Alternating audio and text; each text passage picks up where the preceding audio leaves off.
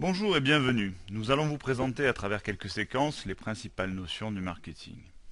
Pour commencer, nous allons évoquer la stratégie de manière générale qui se situe en amont du marketing. La stratégie correspond à l'ensemble de dispositions que l'on peut prendre pour atteindre un objectif. Elle est définie par le Larousse de cette manière, ce qui a l'avantage d'être compréhensible et applicable à tous les domaines du commerce, de la gestion ou du marketing en lui-même. La stratégie générale d'une organisation va fixer les domaines d'activité dans lesquels celle-ci va vouloir s'étendre et se développer. Les autres stratégies, qu'elles soient de communication, de marketing, les stratégies commerciales, le recrutement ou la stratégie financière, vont venir s'imbriquer au service de la vision qui aura été tracée par la stratégie générale de l'entreprise. Parmi les notions importantes enseignées en stratégie, vous avez déjà dû rencontrer, par exemple, les notions d'économie d'échelle, qui expliquent une baisse mathématique des coûts unitaires avec l'augmentation des volumes d'affaires. L'effet d'apprentissage qui illustre la progression, l'effet d'expérience aussi qui se constate sur des grosses chaînes de production où on voit les coûts unitaires diminuer lorsque la production cumulée double.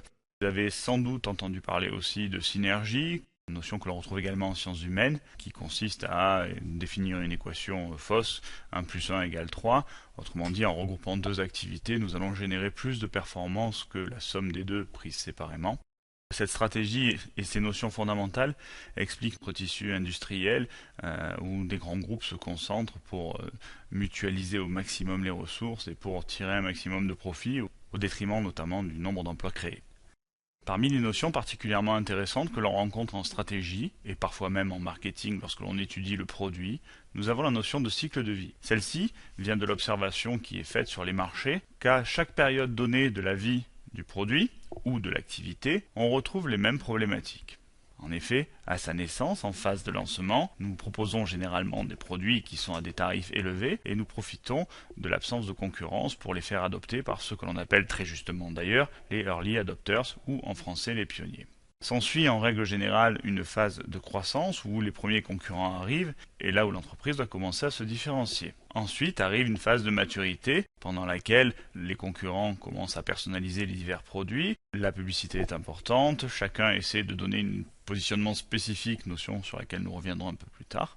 Et enfin, une phase de déclin pendant laquelle l'entreprise se désengage peu à peu du marché et essaie de financer avec les subsides le lancement d'un nouveau produit.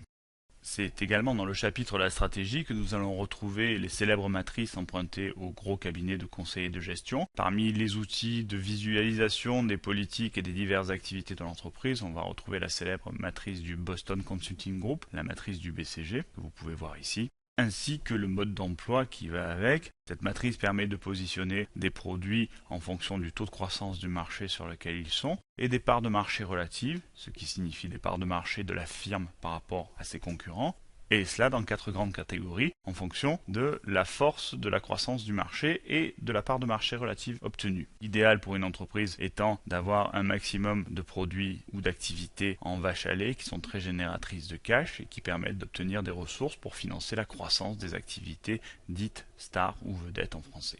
Un autre outil d'analyse stratégique beaucoup plus opérationnel et beaucoup plus simple à employer est le résultat du travail de Michael Porter. L'idée générale que l'on retrouve derrière la matrice de Porter est que la pression concurrentielle sur un secteur d'activité va induire directement la rentabilité du secteur. Autrement dit, moins les fournisseurs auront de pouvoir, moins les distributeurs auront de pouvoir, moins le risque de voir apparaître de produits substitution sera grand et moins la chance d'obtenir de nouveaux entrants sera élevée, plus la rentabilité du secteur sera élevée.